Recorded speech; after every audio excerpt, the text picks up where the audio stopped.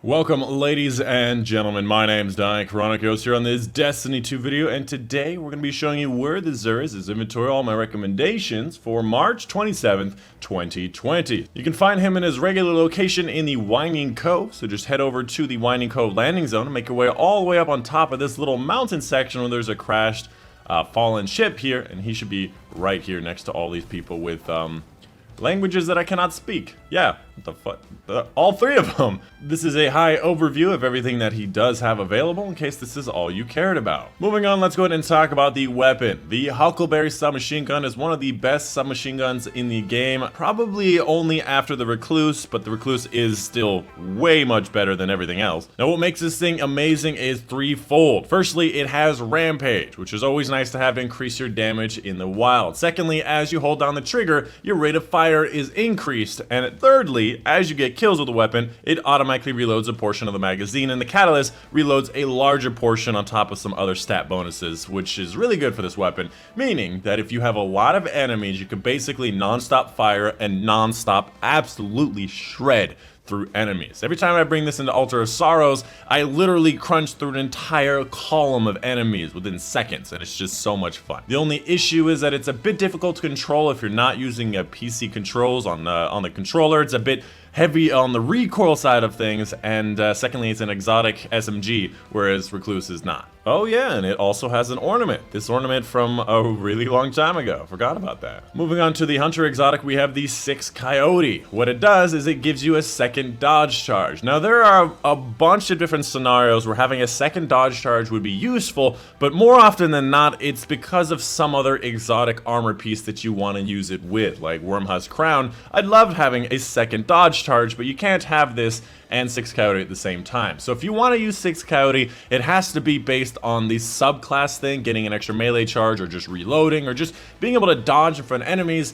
That is the only big reason I would imagine this to be useful, but I really don't like it. As far as the stats go, primary and mobility is good because that reduces the cooldown of your dodge charges when you are on a hunter, and secondary in discipline, I would personally like to see that in strength because, again, I imagine this build being used with getting an extra melee charge of some kind. And that's pretty much it. I really don't like this exotic and I don't recommend it. Moving on to the Titan exotic, the Crest of Alpha Lupi, an item that I definitely put in my top 10 for Titan exotics. Its main perk, Survival Well, generates an additional orb of light from super. So basically, as soon as you pop your super, you literally summon an orb. So if you pop down a Ward of Dawn, you summon 3 orbs instead of 2 orbs, which does help in the long run.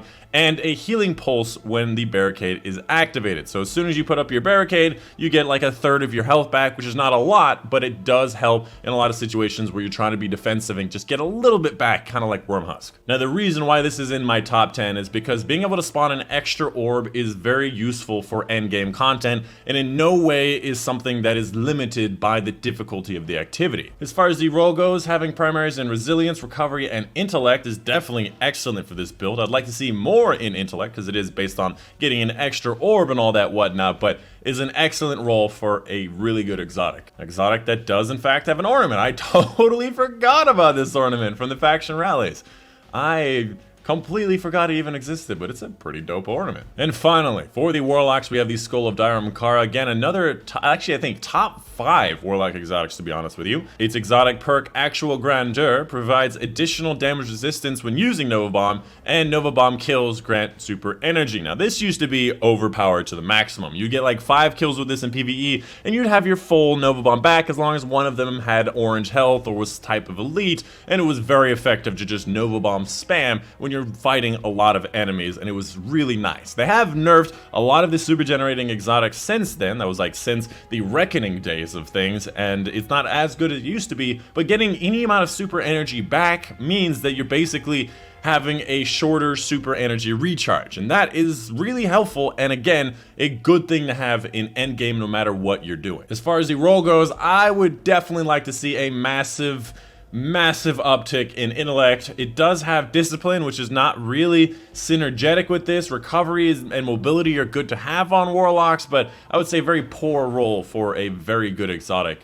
But honestly, obviously, ooh, and it also has an ornament. Forgot about it. It also obviously can get a lot more than 50 points if you get it in the wild. And that's pretty much it. Make sure you're picking up your 5 of Swords for your high-scoring Nightfalls. Also picking up your Invitation of the Nine for some powerful gear and lore. And finally, picking up your exotic Engram at 1,000 powers. This will guarantee you an exotic that you do not have from any of the world drops, on top of having a guaranteed high stat roll. So anything from like 60 and up for total stats, where these things are like 50, 53, 47. This is going to be your best bet when it comes to high stat rolls for exotics. But that's it. That's going to be the end of it. Let me know in the comments down below if any questions, any concerns, any tips, tricks, or you just wanted to say hello. Let me know in the comments down below. I love when that rhymes. It's just so beautiful. But that's it. My name is Dychronic, and I will see you guys on the next one. Oh man, no, I get it. Especially after this much quarantine, you go out and you party, but too many Jaegers is just too many Jaegers, if you know what I mean. You know, it's just you gotta limit yourself, otherwise you're gonna get the beer virus.